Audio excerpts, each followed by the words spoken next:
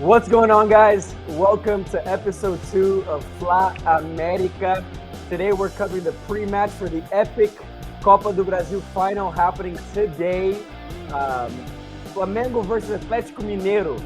We've had 88 total games against each other. Flamengo getting the edge with 35 wins to Galo's 33 wins. It's going to be an epic final with two huge names. Gabigol, 17 finals and 16 goals. Hulk, 11 finals and 10 goals. We have a special guest here with us today.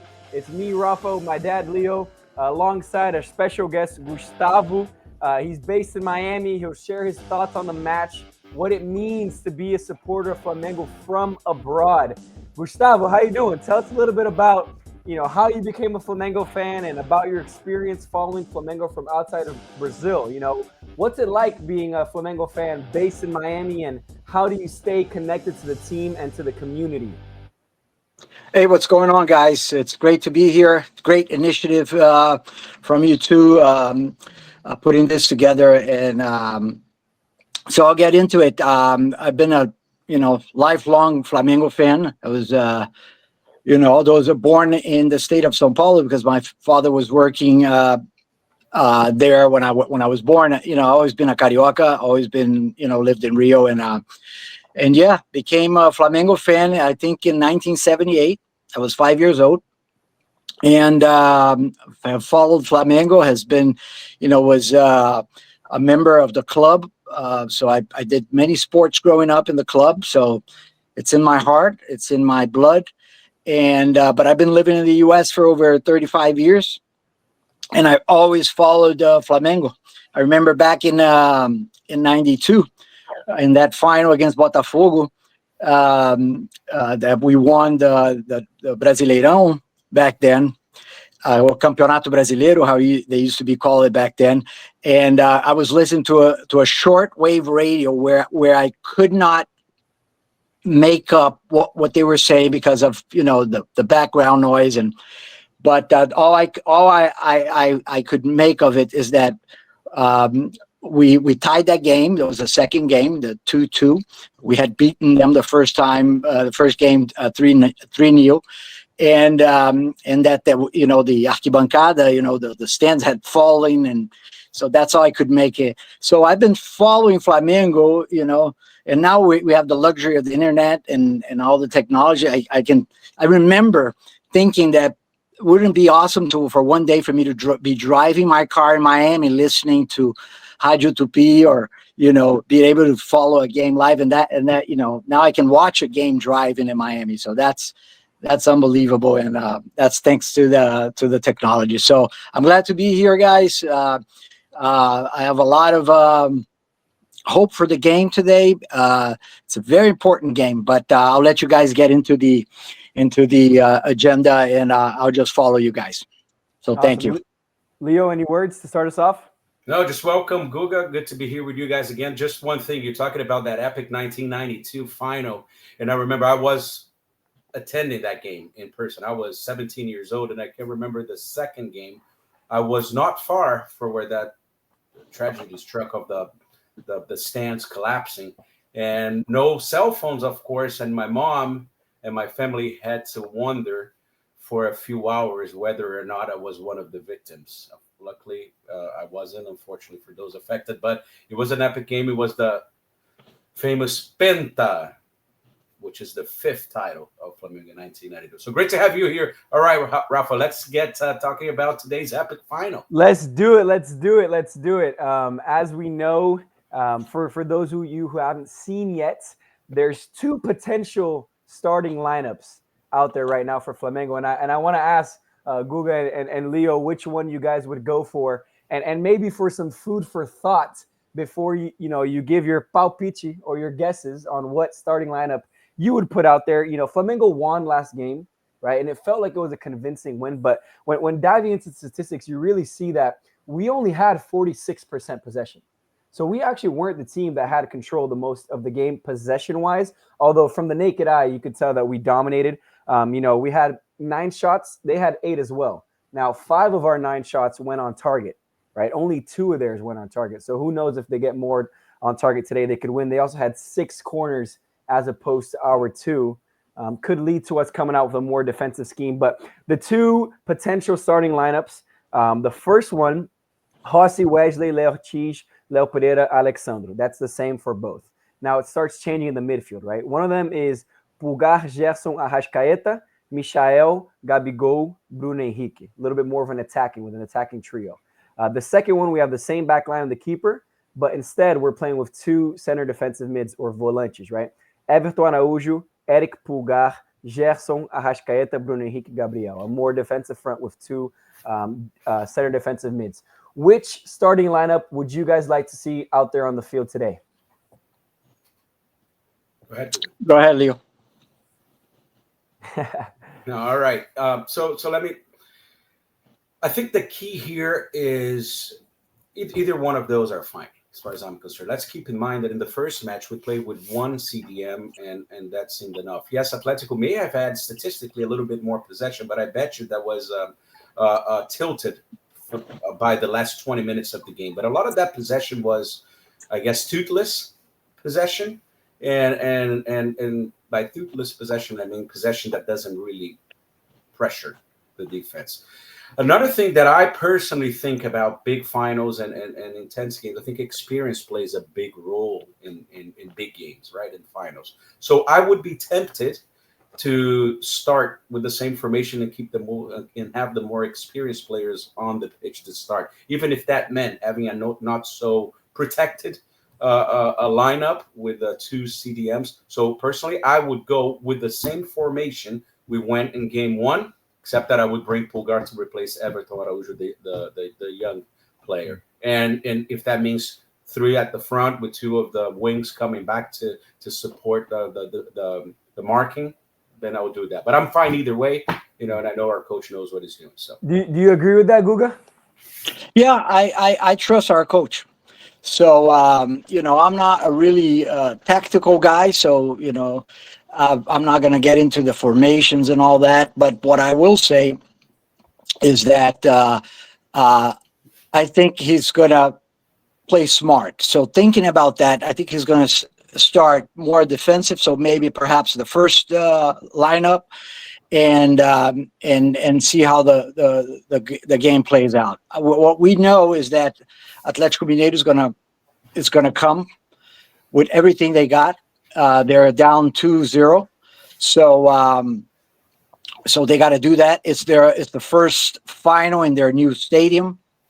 They got great momentum from Copa Libertadores. So it's going to be a very tough game. They have a very good, solid, mature team, and we got to play smart. We cannot make mistakes. We cannot do infantile mistakes. Gabigol definitely needs to be up front, but he needs to be smart and not cause us any liability as getting yellow cards in the beginning of the game or anything like that. But we're good. We just need to, play smart, and the experience comes in, exactly to that point. The more mature, the more experienced players makes a difference in these big games. No, and I 100% agree. And we touched briefly on episode 1 how Flamengo needs to play our game, right? Despite having this 3-1 lead going into the second leg, I was thinking, hey, should we play a little bit more of a conservative approach, or should we lead by, pressing and searching for more goals, right? And I'd say probably neither, right? We don't want to expose ourselves too much by trying to go out there and get an early goal, but we also want to play too defensively and invite them to come, and pile on the pressure, right? Leo, how do you think, our schemes and the way we start from the minute the whistle blows, how do you think that will affect, especially the first 5 to 10 minutes of the game, on the overall result? I expect they're going to blitz us. I said that in the last episode, and we saw that on the first game at home. They blitzes us. And Cruzeiro did on the Brasileirão match just now. So we should absolutely expect that. And the maturity will come into hand, the grit and the discipline will be there. So first 15 minutes of the match, if we can navigate that with calm, with intensity, but no desperation, and we deny them that first goal in the very first 15 minutes, I think that will be a great step towards our objective. So I'm paying attention on those first 15 minutes. Let's see if their blitz materialize, and if it does, let's control that. Let's not get desperate, and then slowly but surely we will bring our playing style to them. And as the clock ticks, the wind starts going on our back, and we should be good. Yeah, I think it's going to be epic. I mean, just picturing myself being inside that locker room, in a hostile new stadium, trying to be the first team to win a trophy in their new stadium, right? You're in there in the locker room. You can hear the fans outside loud screaming. You're almost walking out into like a coliseum as a warrior. Guga, if you're in there and you have a chance to be in what we call the Roda, right? The what's it called? The circle of players. The huddle. The huddle before the game. Guga, what are you saying to the team? How are you firing them up? What is your message if you're in there right now? I've been listening to Gerson's speech lately. He's been speaking a lot, taking leadership, and I like what he says. He always brings back to who we're playing for. We're playing for Flamengo. It's a privilege to play for Flamengo, and half of the players that play for Flamengo are usually Flamengo fans from the get-go. So I know Felipe Luis, which is the coach. He is a Flamengo fan, and an original Flamengo fan since he was a little boy. So that's where I would appeal the players to. Look, we're playing for Flamengo. It's been a tough last few years, and this is a super important game. That's what I would tell them. This is it, guys. This will set the tone to end this year in a good note with a new coach. And next year we got the FIFA World Club Cup coming up with 32 of the best teams in the world. First time. It's going to be awesome. It's going to be here in the U.S. So this is a super important game. So whoever gets in the huddle and speaks, it needs to fire everybody up, and it needs to fire Gabigol up, because this is the perfect opportunity, back to back from last week to this week. Gabigol can step up, and he loves that, and this is his moment, and one of these chances, or two chances that we might have, real chances of scoring, Gabigol will put it in the back of the net. I have no doubt. That's epic. And to know that, this is it, right? This is kind of the last big game of our season. As we know, Atlético Mineiro, it's the first time in their history that they've been in two cup finals, right? They have the Libertadores coming up at the end of the year, and, they have this. So this is almost like yes, it's big for them, but like we mentioned, this is huge for us. So I agree with what you're saying about the magnitude of this game. Now, Leo, let me ask you, you used to played really high level, really good level, right? And been a part of tournaments before and finals, right? What is that feeling like as a player? What's probably going through these players' minds right now? Well, this is what you play for, right? Everything that we do, we wait for the big stage. We wait for the final stage, and this is the final stage. One of the cool things, one of the things I really like about the Copa do Brasil is the fact that it's playoff style, right? You have a match that there's a trophy on the side of the pitch, and a winner is going to get to lift that trophy. On league competition, although of course it's meritocratic, it's long term, it's awesome, you never know exactly when the league will win. A final is a final. Two sides go into a field, they battle it out, and one of them gets to lift the trophy. That's why World Cup is so popular. That's why the Champions League is so popular. That's why one of the reasons why the Copa do Brasil is so popular. You get to see that trophy on the sidelines from the moment that you step into the pitch till the end of the game, where you hope to lift it. So this is it. The vibe is real. You said it, Rafa. It's their first final in their brand new stadium.